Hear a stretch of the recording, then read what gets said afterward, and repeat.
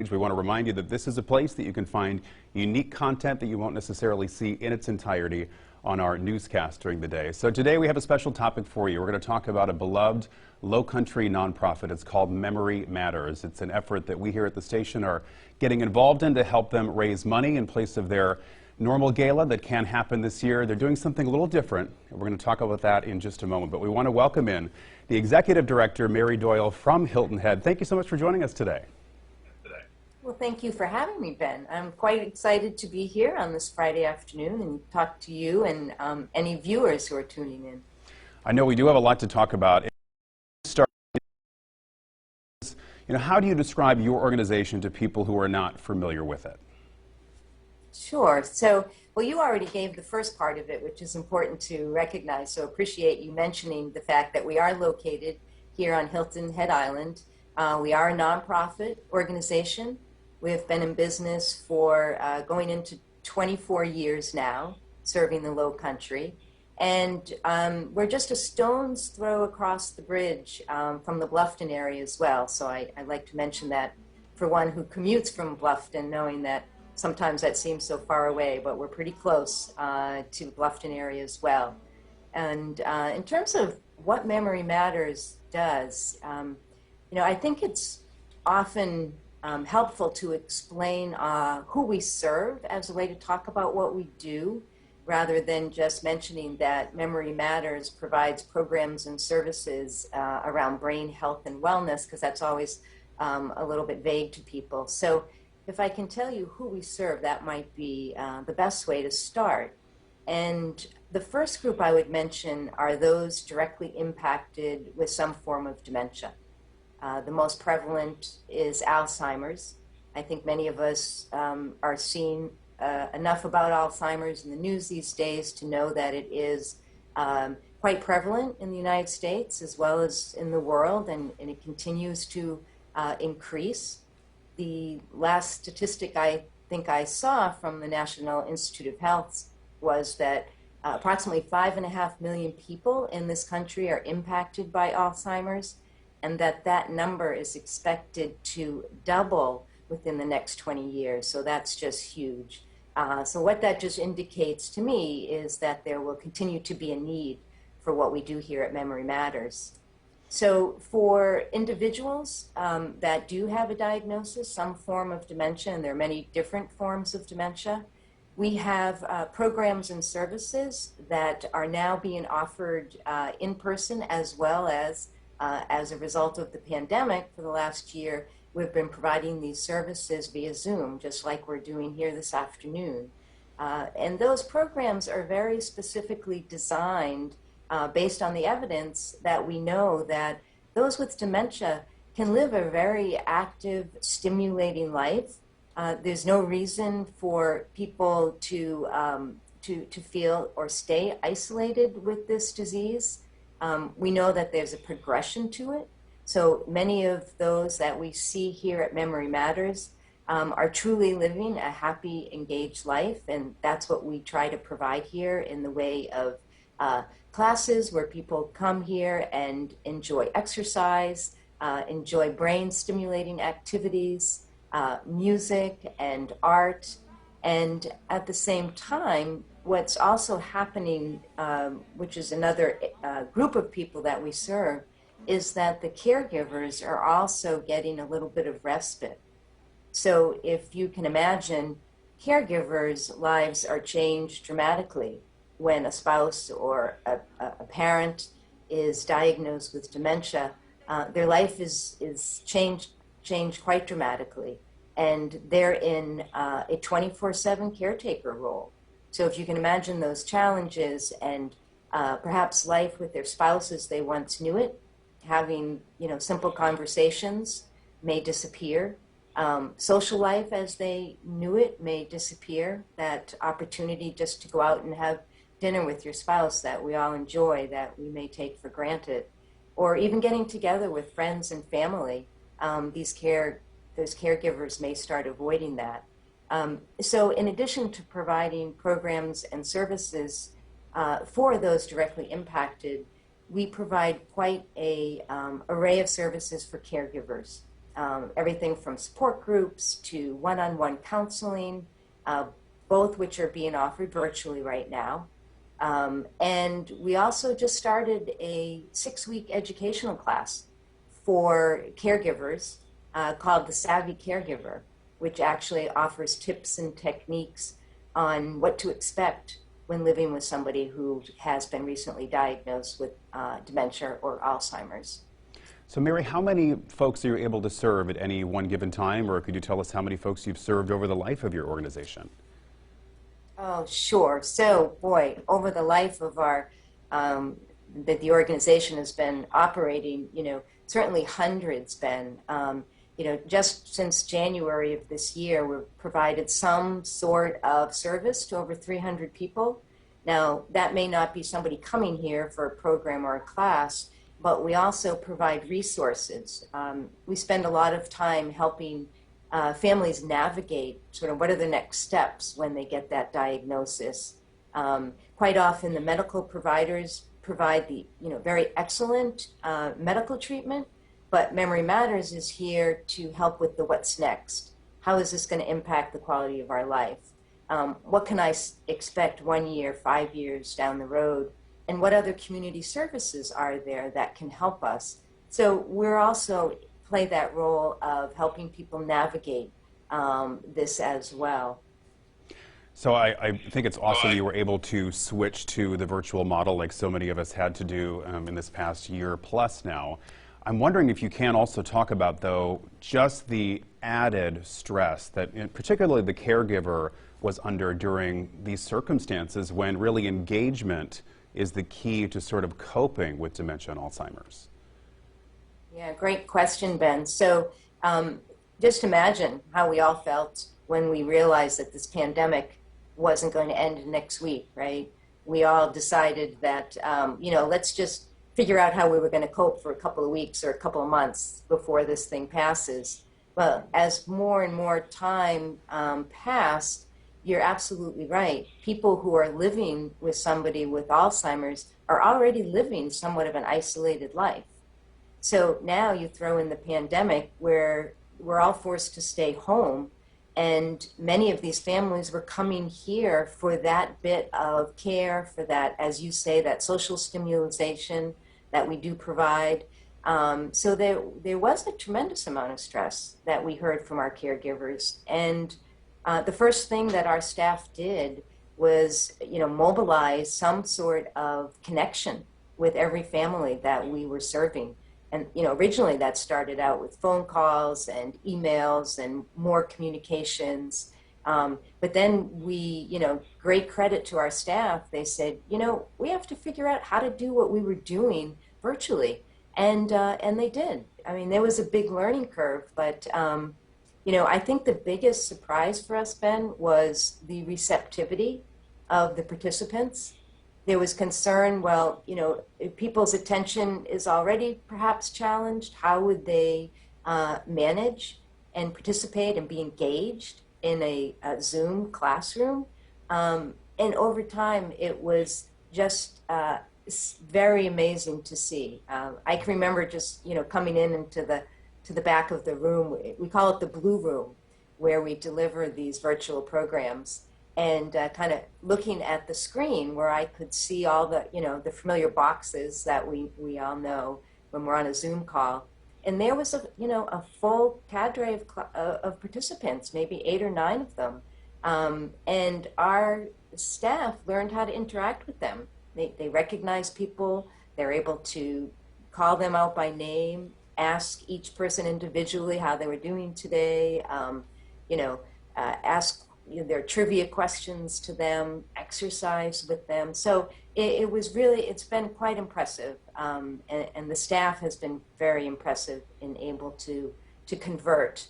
And the true testament to this is when we did a survey about 3 or 4 weeks ago to find out from participants whether or not they thought this would be a viable option to continue with once we were able to meet in person.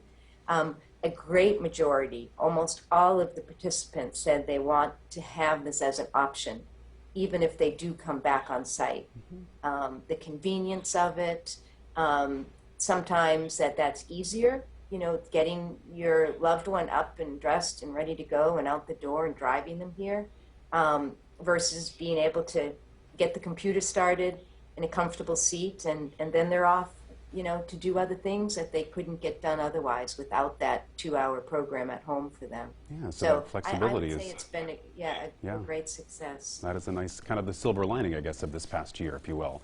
So if folks are watching this right now and they're thinking, hey, this is something I want for my loved one, you know, how do they get in touch with you and take advantage of what you offer?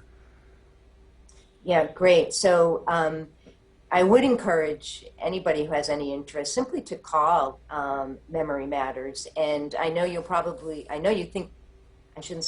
think you already have some information on your website, but I can give our phone number right now.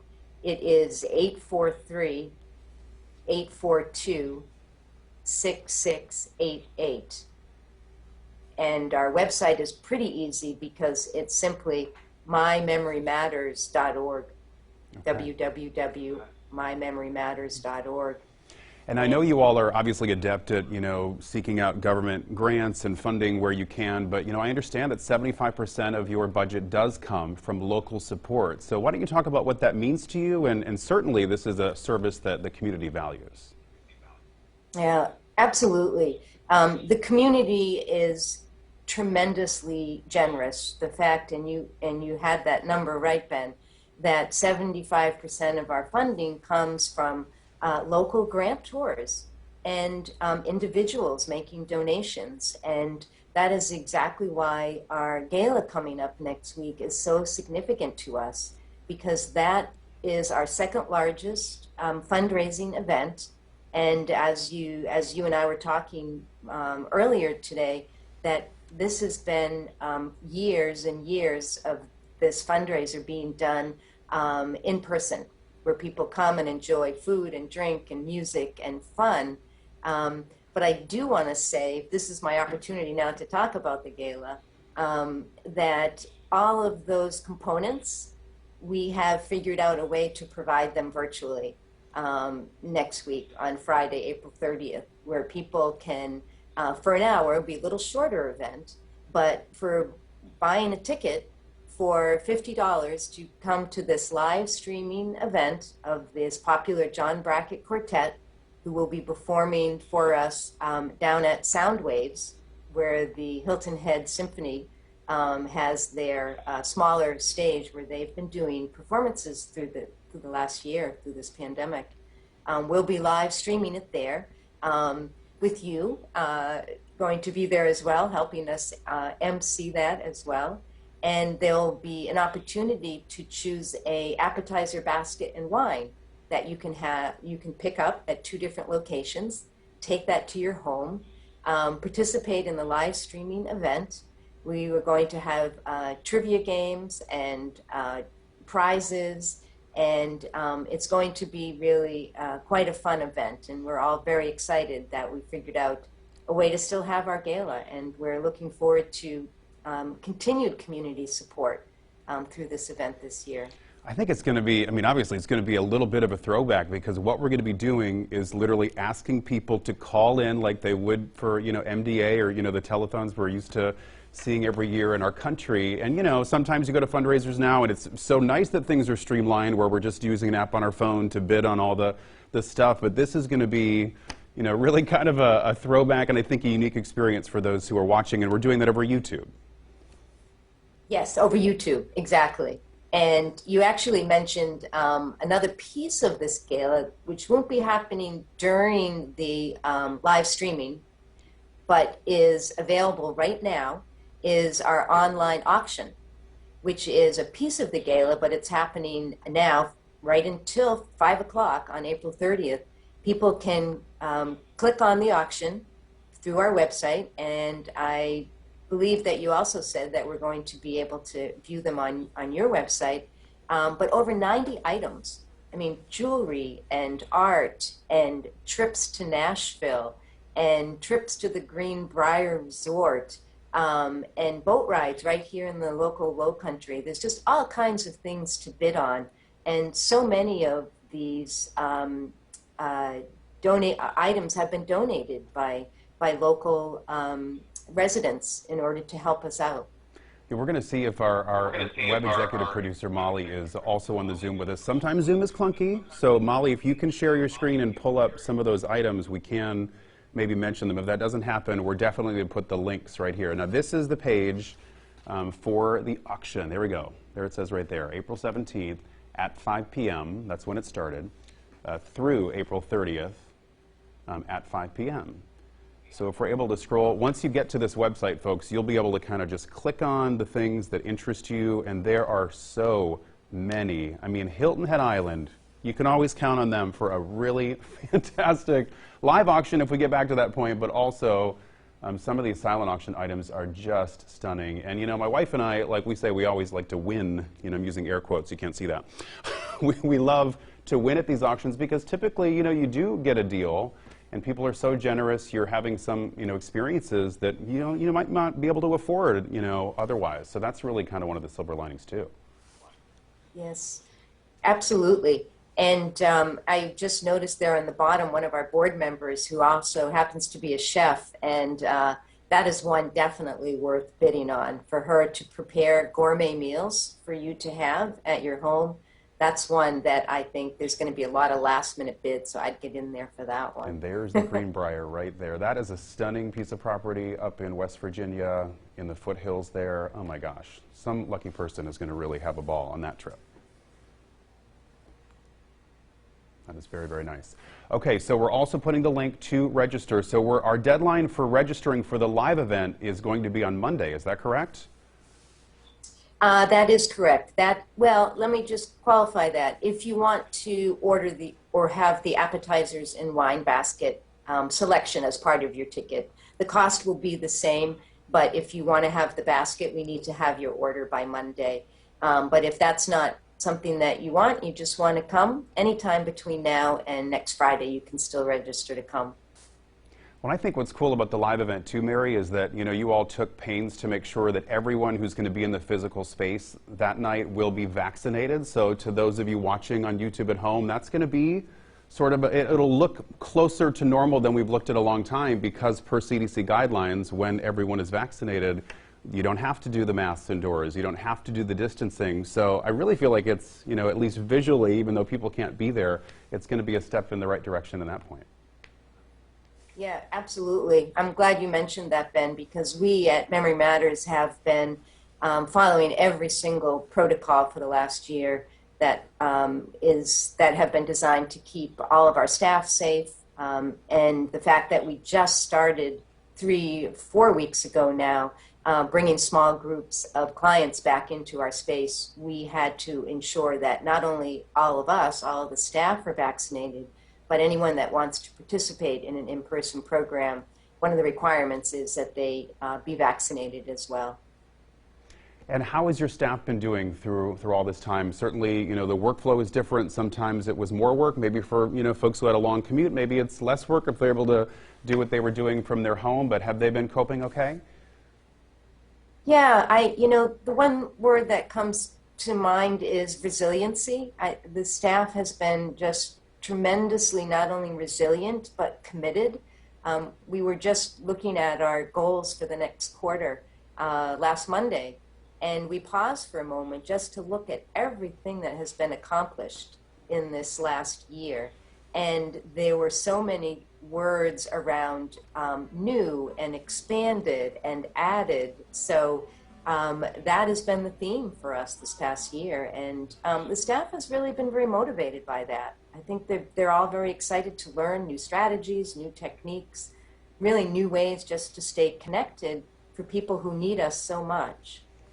Well, thank you so much for sharing all that with us tonight. We hope that those out there watching will consider buying a ticket, and you will find all the information right here in this post on WSAV.com, or if you're watching on the Facebook page as well. So, Mary, thank you so much. Thank you, Ben. It was a pleasure. All right, everybody, we hope to see you next Friday night from Hilton Head.